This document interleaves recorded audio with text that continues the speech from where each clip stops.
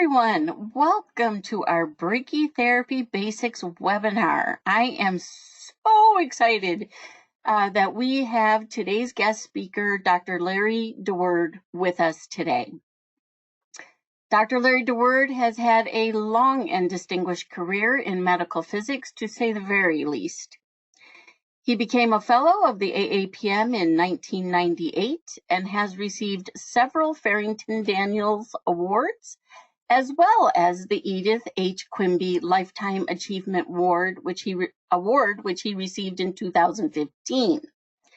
This is not surprising, given his expertise and insight from over 50 years of research in the field of medical physics, dosimetry, and metrology.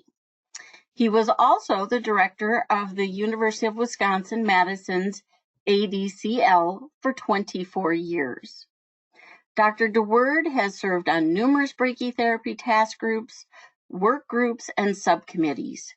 He has been involved in developing dosimetry standards for new brachytherapy sources and established the Kerma calibration for HDR iridium 192. He was also instrumental in the establishment of the Zoft electronic brachytherapy standard. He helped author the 2004 TG43 update and its 2007 supplement. And the list of publications accredited to Dr. DeWerd it's really, really long. It's wonderful. Dr. DeWerd has worked with NIST, the AAPM, and the American Brachytherapy Society, among other societies. Now, just before I pass it over to Dr. DeWerd, a couple of reminders for everyone on the call today. One, today's presentation is being recorded and will be available on our website shortly. And two, since everyone is has been muted, please type in any questions that you have in the space available on your console, and Dr. DeWerd will be sure to address those at the end of the presentation. So without further ado, I now pass it on to Dr. DeWerd. Well, thank you very much, Andrea, and we shall begin here in a second. There we go. So I titled this whole thing Brachytherapy Basics, and I'm sure all of you are aware that brachytherapy is a big area.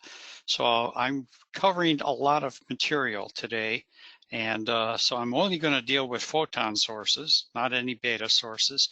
If you want that, of course, you can ask questions, or you can send it in and I can answer questions more extensively by email or whatever. Beta brachytherapy is used for intravascular brachytherapy, restenosis, ophthalmic applicators, so a number of areas like that, which I really won't talk about today. But I do want to cover some surface applicators as well as the photon sources, LDR, HDR, EBT. EBT stands for electronic brachytherapy.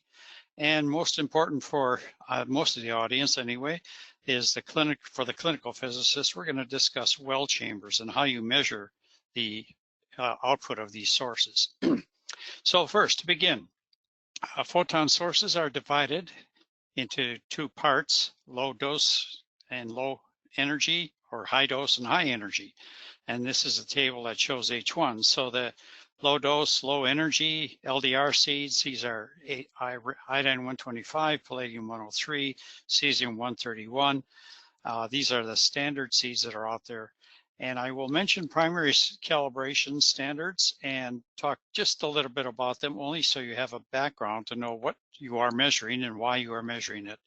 And that primary standard is called a WAFAC, wide angle free air chamber, and it measures air Kerma strength. So then we come to the high energy, low dose rate. These are iridium 192 seeds, some cesium 132 sources, and this at NIST is a spherical reentrant chamber. I will not really talk any more about those. All of those sources are decreasing or are gone, and so we won't pay too much attention to those at all. Then low energy, and high dose rate. X-ray sources, electronic brachytherapy. The measurement here at NIST or at the primary standard is a free air chamber, and it measures air Kerma. Notice the difference between the LDR seeds, which measure air Kerma strength, and the electronic brachytherapy, which measures air Kerma. I will go into more detail on this later, but air Kerma is just, as you all know, air Kerma is at 50 centimeters in this case. For the air Kerma strength, it's usually expressed at 1 centimeter, and it is in vacuum, so that you can do inverse square calculations very easily. And then we finally come to the high dose and high dose rate, high dose energy, and HDR afterloaders, iridium 192 or cobalt 60. Cobalt 60 has been measured over at PTB in Europe, but there really is not a standard in the United States for cobalt 60. Well, there is for external beam, of course, but not for radioactive sources. And the way this is measured, the primary type standard, is through an ion chamber, and I call it the 7 distance technique, and I'll explain that better later on. So some of the photon sources, air Kerma strength and X-ray, air Kerma for X-ray sources, I've already mentioned that. Air Kerma strength has a symbol S sub K, and the unit, notice the unit, micrograde per meter squared per hour, and the values can be up to 260 U. This is for high dose, high energy. Generally, its value is given at 1 centimeter, but it's not where it's measured, usually measured out at 10 to 40 centimeters for high dose rate. The actual characterization of source output in terms of dose delivered in air in vacuum, and of course is related to exposure by W over E, but the average energy to produce an ion pair in dry air. But really the air Kerma strength is the important thing that is related there, and exposure is an old unit and it's no longer used as a quantity. So, and just to quickly, for our European flavor people, international, the quantity that's used in Europe and other places is reference air Kerma rate, or RAKR, which is measured at 1 meter, but it's also in vacuum. So that if you take air Kerma strength out to 1 meter, you have, of course, the equivalent number in both cases. The distance is involved in air Kerma strength. The distance is expected to be at 1 meter for our air reference air Kerma rate. Be very careful this way. Most treatment planning systems use air Kerma strength at 1 centimeter. So if you're working with reference air Kerma, you'll have to be sure to use a 1 over 100 R squared, inverse squared differences between these when you make the correction. So be sure you know what the treatment planning system is using. So air Kerma strength is endorsed by the AAPM, and it's used in treatment planning protocols. It's adopted in TG43. TG43 has air Kerma strength as part of its use. The only quantity that's traceable to NIST is air Kerma strength, or air Kerma for X-ray sources. Apparent activity is not a standard. That's because of the cladding, and you're using the output and trying to figure out what an activity is. Contained activity is not a patient dose, and it's not really, it's good for one measurement that was done for contained activity, but the cladding that's there makes a difference, and so you can't use really contained activity for any old source that you're bringing up. This is the equation from TG43. You notice the S sub K, that's air Kerma strength, and then lambda is the dose rate constant, G is a geometry factor, little g is the radial dose function, and F is the anisotropy function. So these are not point sources, these are line sources, and therefore you have to worry about anisotropy around the ends and radial dose function and all the rest of these things that are here. So air Kerma strength is what you determine in the clinic, but you determine it using a well chamber that is traceable to NIST. The dose rate constant is measured by TLD in Monte Carlo, and that has been averaged, and there it is put on. For example, IROC Houston has a website that's called the Brachytherapy Source Registry, and that is what you have to go to find all of these factors. And there's tables and all that located on that website. The radial dose function and anisotropy function all are measured by TLD, but mostly they're calculated by Monte Carlo, and that's how the tables are listed for better resolution. And these are all consensus values on the Houston website. So go to IROC Houston looking for these for low dose rate or high dose rate, and you'll find all of these factors. For X-ray, low energy electronic brachytherapy, these are low energy sources. They're measured at 50 centimeters in air. They are Kerma. So the equation that we're using for TG43 has to be modified to some degree. Vacuum requires a large correction for these types of sources because it's a spectrum of energy, and therefore the 50 centimeter air Kerma is the one that was measured by NIST, and it's a standard like you would use for any general X-ray source. Notice the equation here.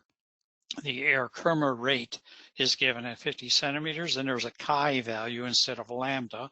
And that's the chi value is for whatever applicator you're using at 50 centimeters.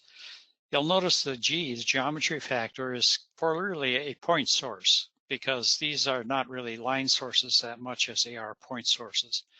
The other two factors, of course, are the same, radial dose function and anisotropy. In this case, the standard is a free air chamber called the Lamperti free air chamber at NIST. And again, the clinical apparatus for the Zoff source, which is the one that's calibrated at NIST, has a treatment planning system incorporated into it. So conversion of all these quantities to absorb dose at a given distance is through the protocol, TG43, or the modified if you're using electronic brachytherapy. And treatment planning systems will do this, or the treatment planning system in the Zoff source, which is built into their applicator. The measurement is for air Kerma or air Kerma strength is done by the well chambers, and I'll talk about the well chambers towards the end of this talk. So calibration is traceable to NIST, and I want to talk very briefly what that means for each one of these sources, low dose and high dose. The clinic measurement then uses a well chamber that's been calibrated at an ADCL or an ion chamber for surface applicators. And this, for the standard, you will not do the measurements that I'm going to mention in the standard. You don't have a WAFAC anyway, or you don't have free air chambers most likely. And so these chambers are used to standardize the output. Free air chamber is a chamber where all the ionization products will not hit the wall. In other words, it all is absorbed in the air. So it's like if there was no chamber there, but it's still measuring via a chamber. Air Kerma strength is determined at the clinic with a well chamber. LDR standard from NIST uses the WAFAC, wide angle free air chamber. Electronic brachytherapy standard uses a free air chamber, and that's a Lamperti free air chamber. And HDR is done by using an ion chamber and 7 distances. I'll mention why 7 distances in the future here. So as a medical physicist, what do you measure? You measure surface applicators using a calibrated ion chamber, or you use a well chamber, as I've already mentioned. So AAPM, American Brachytherapy Society, the FDA, all recognize the need for accurate calibration in terms of a well-defined physical quantity. And that's NRC also realizes this, and they issued a document stating a medical physicist must independently measure source output. I'll talk a little bit more about this, but this the third-party measurement is not the only, and you still have to measure it as a medical physicist. And why? Well, the medical physicist is responsible for the dose calculated for the patient. So you must independently validate the output. And well, we'll get to it. I'll get there. High energy, high dose rate. High energy photon sources, basically the standard is, again, not to be done in a clinic, but it uses a thimble chamber or a small spherical chamber in air for the high energy, traceable to NIST by the ion chamber calibration, and establishes NIST traceability requiring 2 steps. Calibration of the ion chamber, I'll talk about that, and using that chamber to calibrate the source itself, which is then used to calibrate the well chambers that you would use. The chamber should have a flat energy response. With an ion chamber calibrated for iridium, the source then can be calibrated with the 7 distance technique, and it measures the output of the source at 7 source to chamber distances. This yields 3 unknowns, but with 7 equations, because there's 7 distances.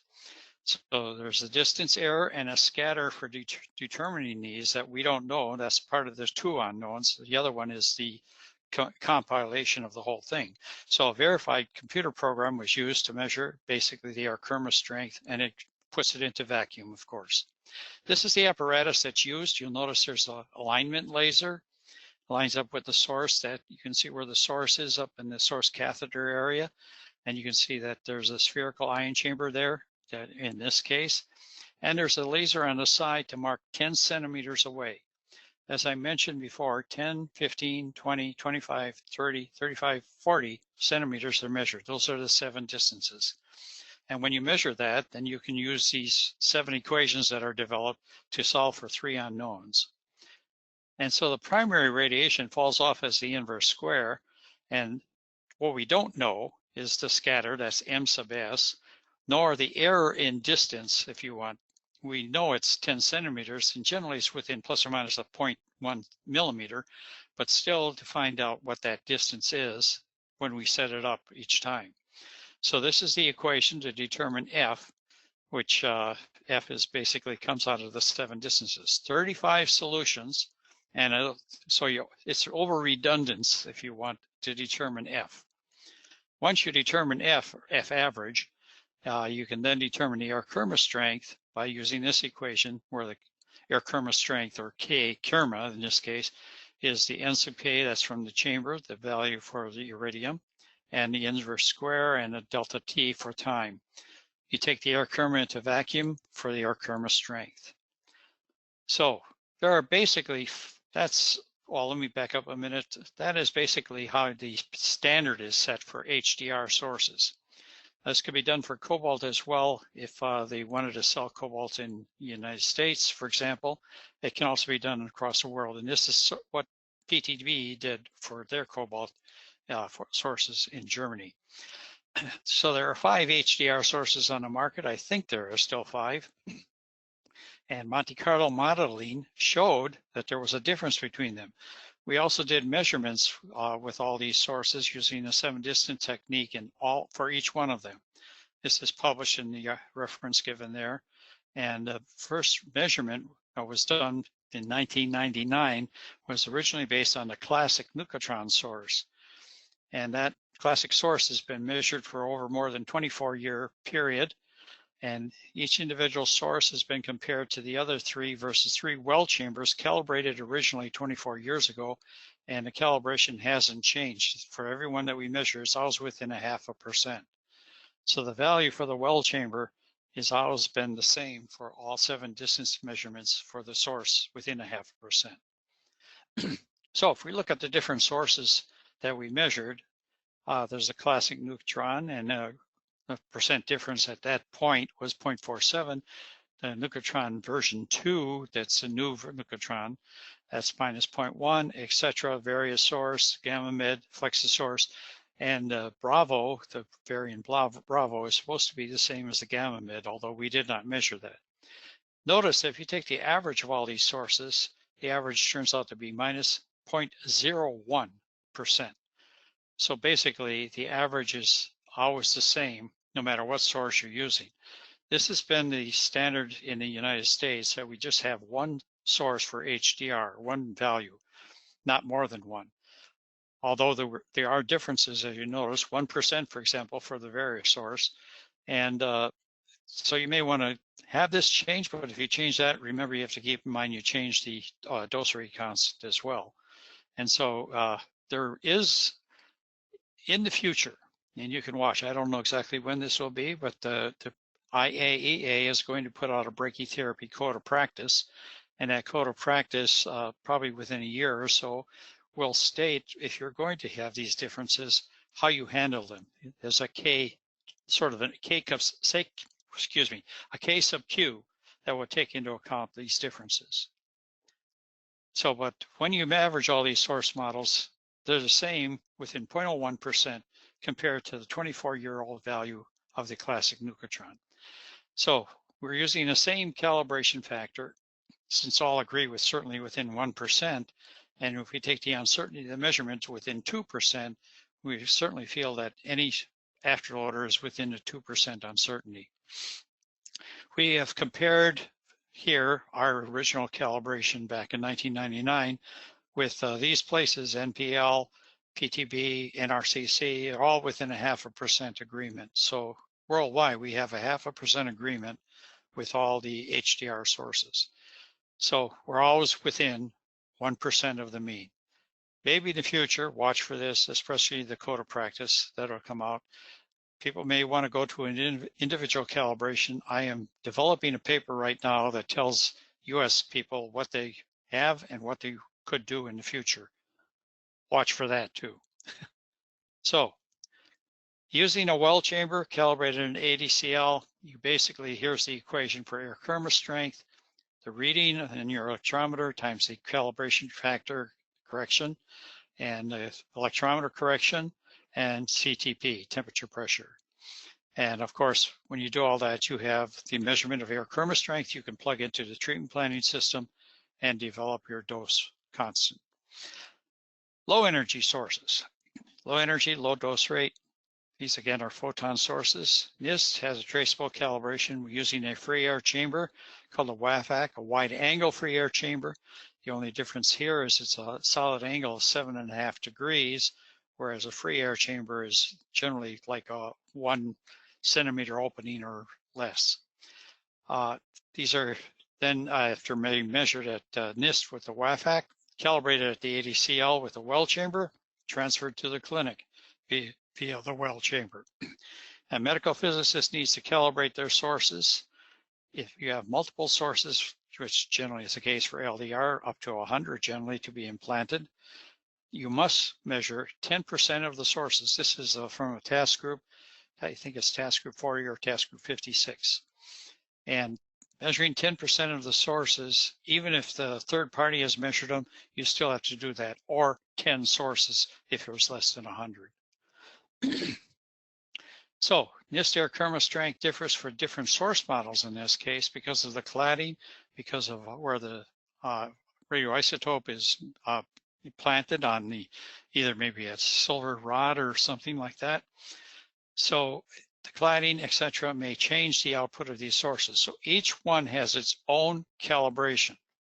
Keep this in mind when you are trying to use, like you don't go to iodine to palladium. That may be obvious, but iodine, different iodine seeds, one may be having a silver rod inside and the other one has ceramic balls. They're different. So make sure you got the calibration for the source that you want to use. The uniformity of calibration for these various sources is checked periodically within a year for all seeds. We found a drift in the manufacturer at one point, for example. And cesium-131 is a newer source. It has a 9.69 day half-life, so keep in mind you're dealing with a different type of source there as well. The history of a palladium-103 source has changed, and this is interesting to show you the importance of calibration from NIST. At one point, the manufacturer caused a 9% shift in the calibration and a dose to the patient. The importance of a standard that physicists calibrate these sources. So it was introduced in 1987, no NIST standard. They didn't go for a NIST standard at all until much later in the 2000s. The manufacturer changed calibration, but they used a cadmium source. They said it was similar. Well, it's not that similar. And the cell shielding of the source encapsulation was different when they changed the source. And all of a sudden, there was a sudden 9% shift in calibration. They communicated this by letter to users in 1997, and it caused quite a stir. It resulted in changes of dose and the dose that you wanted to use. I thank Wayne Butler for this graph, and it's published, of course. It's a variation of the palladium source. You're supposed to have a prescribed dose of 115 gray. And after 2000, 125 gray. So before 2000, it was not NIST calibrated, it was always a cadmium source. So you'll notice the variation with time here. And we go from a low of 113 gray to 125 gray when you're supposed to be delivering 115.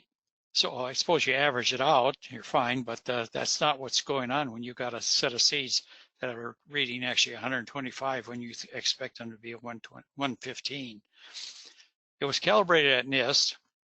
Calibration dropped. If you're trying for 115, it was 107 gray delivered instead of 115 with the sources, or if you're going for 125, it was 116.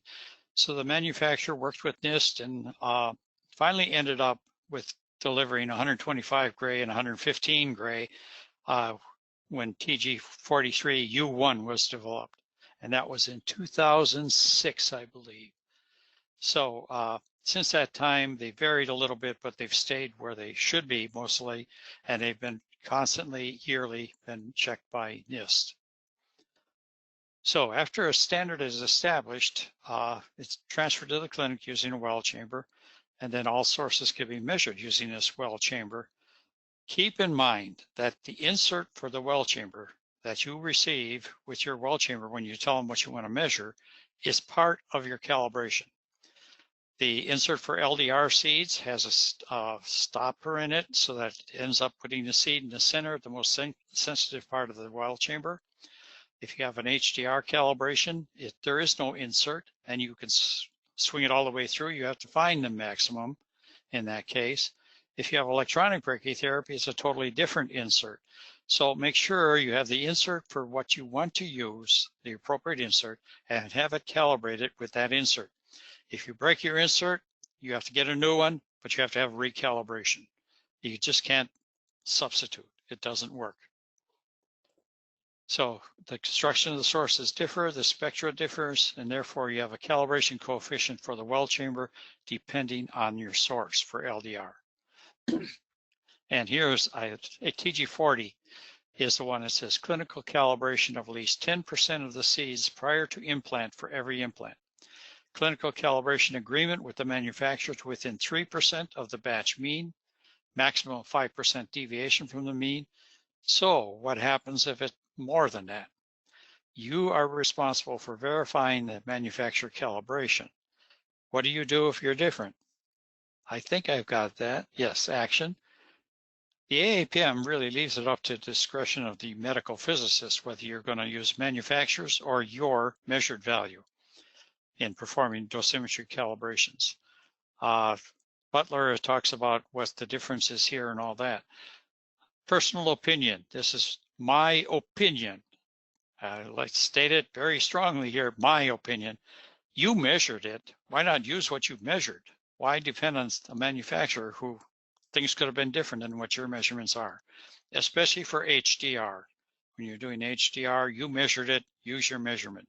If you disagree with the manufacturer, find out why, but your measurement counts. My opinion. Okay.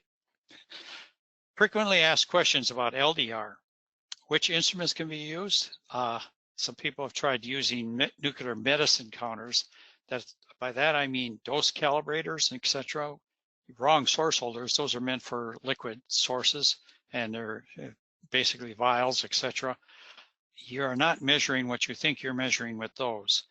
If you get a pressurized counter, I don't want to call it dose, pressurized calibrator, then you can you have to be very careful with that too, because those pressurized can lose 1% per year of their pressure, and therefore your calibration is changed by 1% per year, or sometimes even more. Keep in mind, if you do single seed versus batch measurements, well, you still calibrate for a single seed. Make sure you know what your signal to noise is, so you have to have a good electrometer that has a low leakage area. And how constant is your chamber and electrometer?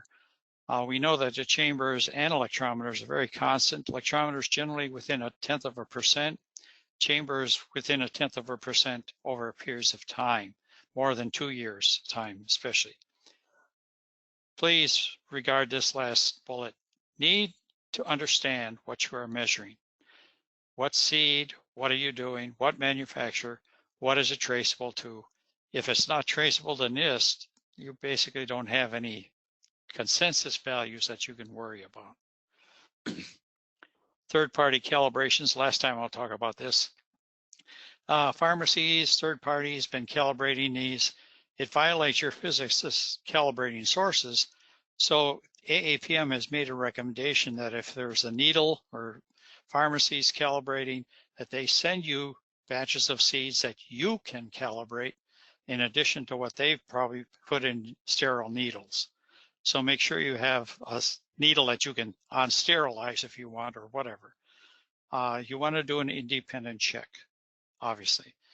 And so AAPM is certainly taking the position agreeing with TG40, TG56 that the physicist must calibrate the source, including needles or whatever else that the third party may send to you. So the chambers and methodology for brachytherapy calibrations is certainly different from nuclear medicine and PET. So don't use a dose calibrator. And I suggest very strongly use an air communicating chamber. And don't read an activity for sure. Electronic brachytherapy. These are miniature X-ray sources delivering therapeutic doses of radiation. Bremsstrahlung X-rays are created.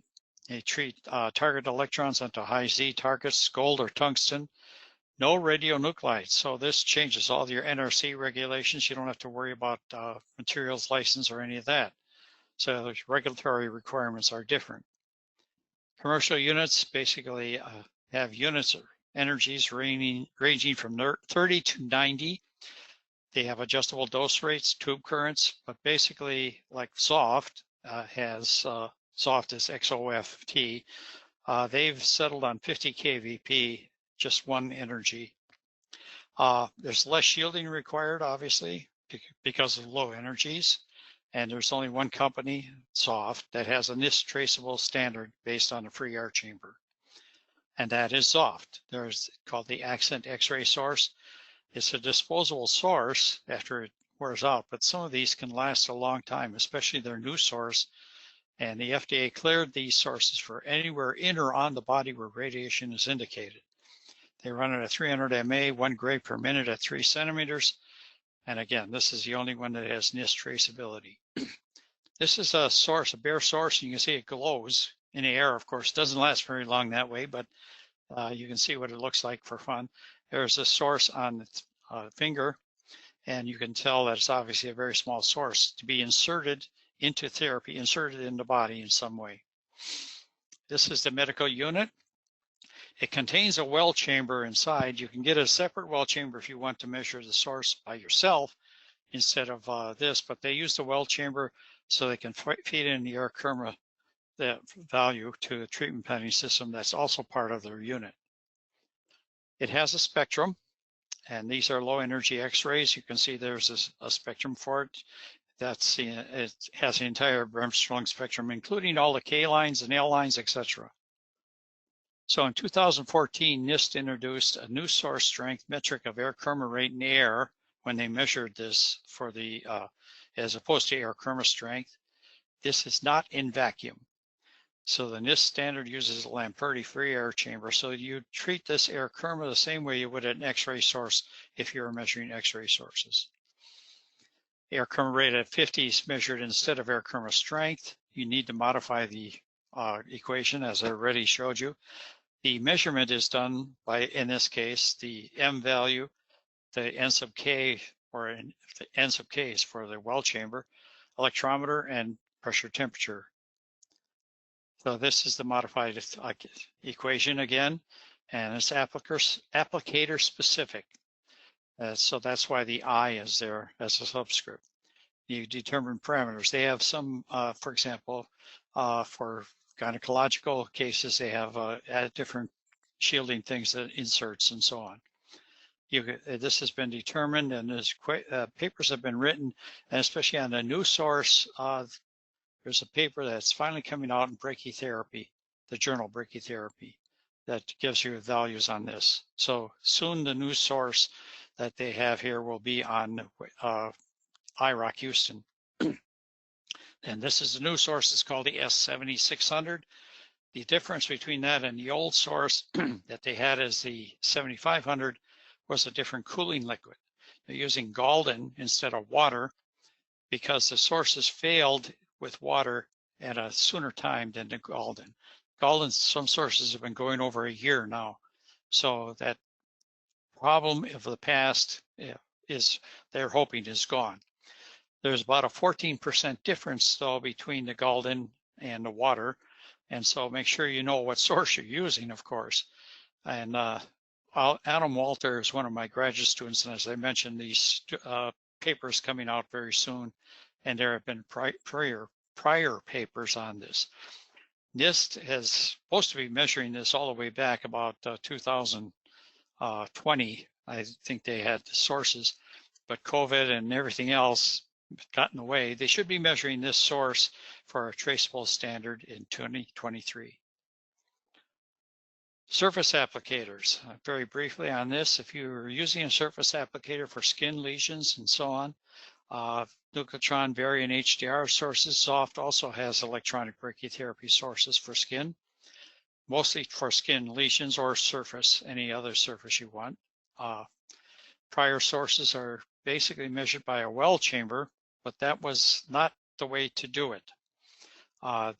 Can be errors in this, so that paper is now defunct. The surface applicators should be measured with an ion chamber with a small enough size. For example, the X-Rad A20 chamber can be used. And these are the surface applicators as they look from Soft, and they have a cover over it, a plastic cover at the end there, the end of that bell. And I don't know if you can see it here, but look closely. There's this cover there, and you can notice that there's a slight difference that you can see between the A20 chamber that's up against the plastic cover there for the surface applicator. And there's a plastic cover that goes over it. The source is way back where the nipple of the source is in the back there. I don't think, oh yeah, here's where the source is located. And right here is where the H20 chamber and the source surface is. So for reference, you can look at this paper published in 2014. The Kerma-based methodology using an A20 dose to water. There's the equations, and you get the dose of water by K air. That's at 50 centimeters times the PdW. That's the correction to dose. So at the surface of the applicator, you can use it for low energy X-ray or for the 397 keV for air Kerma and dose. Calibrate the chamber for the right energy, and then use an interpolated N sub K value as necessary. So now let's talk about well chambers, the basis. I wanted to end with a splash, so this is the end of it. If you fall asleep, wake up now. Know the characteristics of your chamber, whether it can measure LDR or HDR or both. Make sure you know what kind of chamber you're dealing with. Pressurized chambers can leak, so I suggest an air communicating chamber. Use an electrometer that can measure low enough signal without leakage for LDR sources. For example, a max 4000. Use the correct insert. Insert's part of the calibration for whatever source you're measuring. And there's different inserts for EBT sources or LDR or HDR. Know your chamber and how it's affected by external factors. If it's vented, it's air communicating, obviously pressure, temperature. If it's sealed, you don't have to, it doesn't communicate, and you don't have to worry about pressure, temperature corrections. However, there is an altitude effect for low energy, and this was found for X-ray sources as well, X-ray chambers and general X-ray like superficial or orthovoltage. So this has been published also. There's an altitude correction factor that you add to the basic external factors, the temperature, pressure. Why is this caused? That's because it's not really a addict's chamber anymore at those low energies. It gets absorbed before the collector or before it escapes the chamber.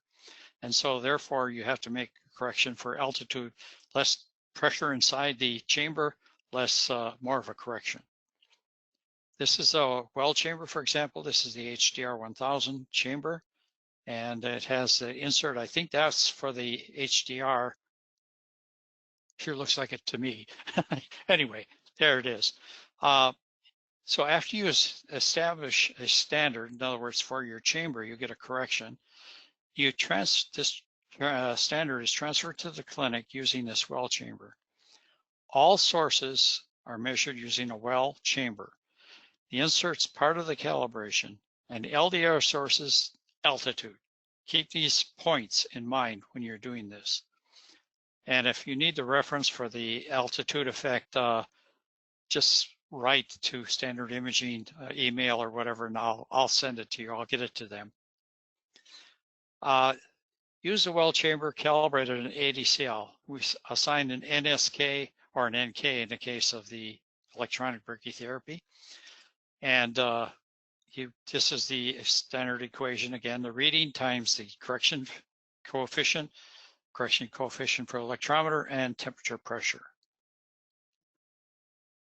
Deviations with the well chamber. This is just for your information. Repeating measurements, same source, give deviations for all manufacturers of iodine sources less than 1%. For the same source for palladium sources, less than 1.5%. HDR sources, less than 0.3%. So you can see that the well chamber is working well for repeating measurements at all times. It has been very consistent within tenths of a percent, like 0.3% as well for over, actually I think we measured some over a 10-year period. They haven't changed their calibration. So typically involve a single seed at the axial maximum. That's called a sweet spot. Problem with if you're measuring trains, like a bunch of low-dose seeds in a train to be inserted in the prostate, for example, or something, there's a fall off of the sweet spot of well chambers. I'll show you a graph of it in a minute here, and the axial geometry limitations. So you get a different chamber that has a longer sweet length instead of a sweet spot, and then you can measure source trains. The manufacturers have made modifications to extend the sweet to a straight length. The elongated sources, strands, wires, the insert and chamber have to have a long enough sweet length that you can do it. You calibrate it. This is a sweet spot for, this is like, I believe, for the HDR 1000. Equation for the determination of your Kerma is this. I already showed you that. N sub K, etc. You do a reading. If it's a single seed, then it's reading 1. You obtain the Kerma strength. If you have multiple seeds of the same strength, it's still a calibration factor for a single seed, but then your reading is n times the reading 1. So the average strength per seed is basically, you can divide by the number of seeds, or you can say, here's the total seeds of the strands, and if they're different strength, then the average is obtained between all the seeds, basically.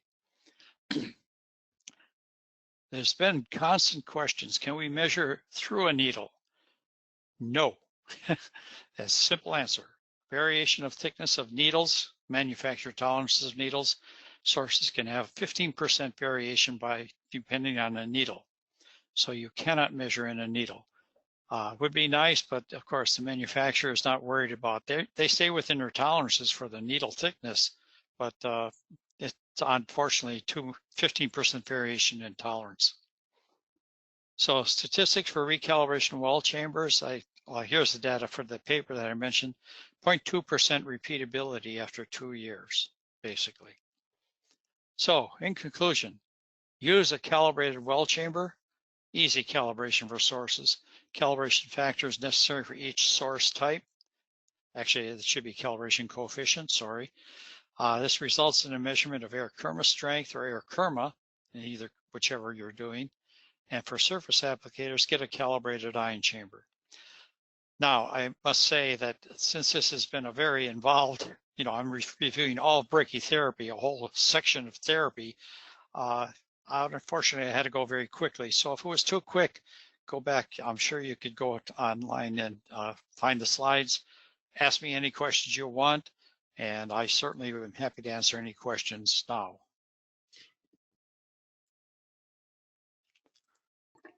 So everyone, this is your opportunity to type any questions you might have onto your console so that we can take a look at them and get those answered by Larry. While we give you a minute to do that, I do want to remind everybody to go to the Standard Imaging website where you can see the full information about what source holders are available for each of our well chambers. We have the HDR 1000 Plus that Dr. DeWerd referred to in his presentation here. The one with the longer sweet spot for those seed trains that he mentioned would be our IVB 1000, which has a longer sweet spot. Again, all that information is on our website. If after this recording or this presentation has ended and you have any questions, of course, reach out to us at Standard Imaging via sales@standardimaging.com, myself at azens@standardimaging.com. We'll forward anything to Larry, Dr. DeWerd, that we need to, but we also have, of course, plenty of resources internally to get your questions answered.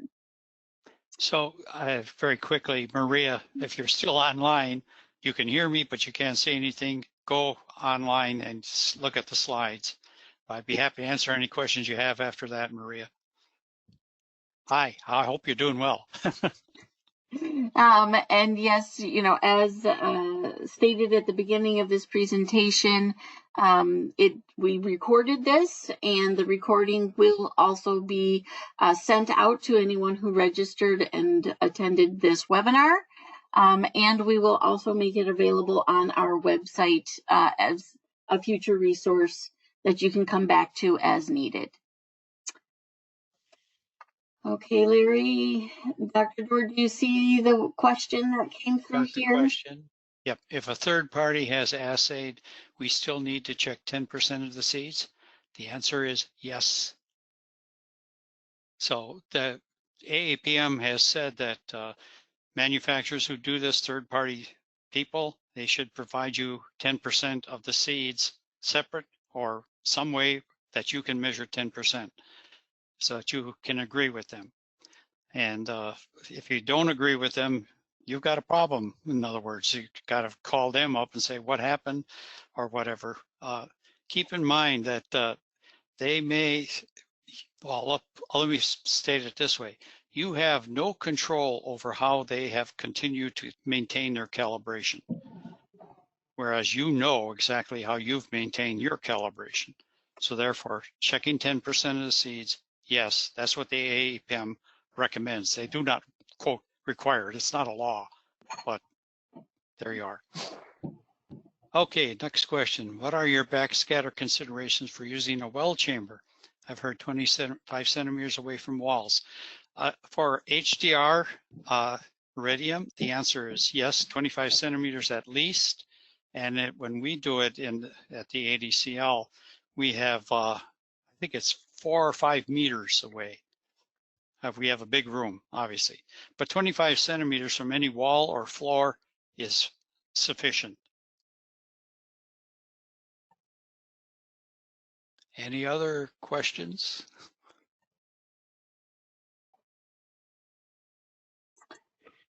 I don't think I'm seeing any other questions.